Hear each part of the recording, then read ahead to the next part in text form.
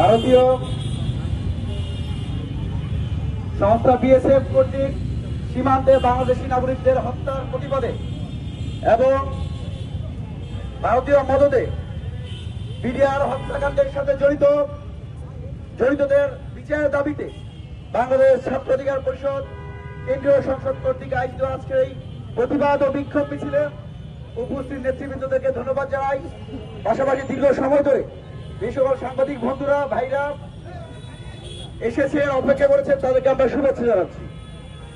আপনারা জানেন গত 30শে নভেম্বর রবিবার বাংলাদেশের চাঁপাইনবাবগঞ্জের দুইজন সন্তানকে ইব্রাহিম রিঙ্কু মমিনকে বিএসএফ তুলে নিয়ে রাতভর পিটিয়ে তাদেরকে হত্যা করার পর তাদের লাশগুলো পদ্মা নদীতে ভাসিয়ে দিয়েছে।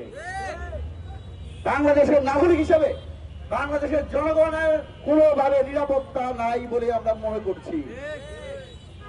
এত বড় একটা ভয়ঙ্কর এবং লজ্জার বিষয় ঘটে গেল আমরা অন্তর্বর্তীকালীন সরকারের ন্যূনতম কোনো একটা প্রতিবাদ দেখতে পাই নাই।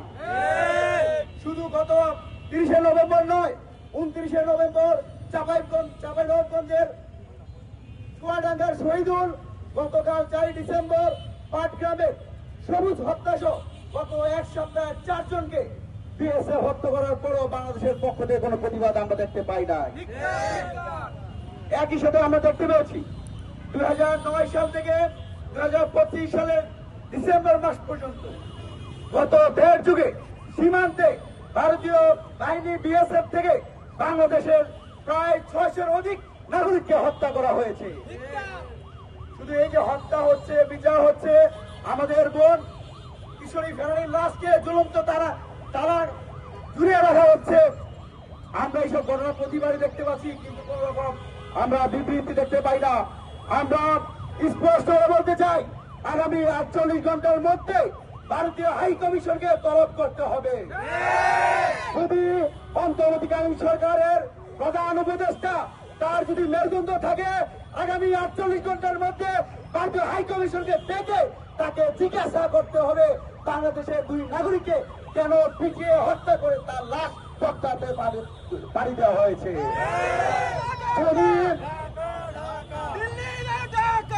আগামী 48 ঘন্টার মধ্যে ভারতীয় হাই কমিশনকে তলব না করে, তাহলে ছাত্র অধিকার পরিষদের নেতৃবৃন্দদের নেতৃত্বে এদেশের ছাত্র জনতা ভারতীয় দূতাবাস ঘেরাও করবে।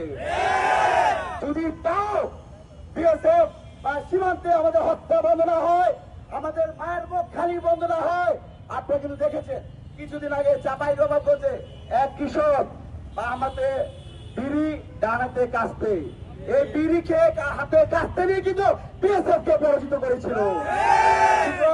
যদি সরকার ব্যর্থ হয়, তাহলে দেশের বিপ্লবী ছাত্র জনতা সেই বিজিবির সাথে সাথে বিএসএফ কে তারা করতে রওনা দিবে।